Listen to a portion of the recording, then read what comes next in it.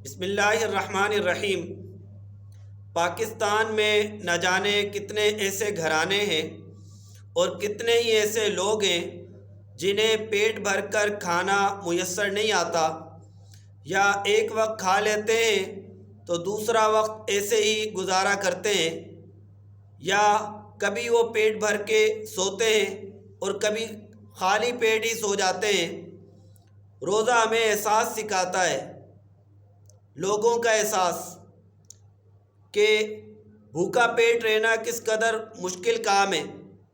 और हमें कम से कम ये तो पता होता है ना कि इफ्तार के बाद हमें पेट भर कर खाना मुयस्सर होगा। उनसे पूछिए जो एक वक्त खाते हैं और दूसरे वक्त का पता नहीं होता। लिहाजा अपने पड़ोस में, अपने रिश्तेदारों में, अपने अजीज़ों का ख्याल रखिए।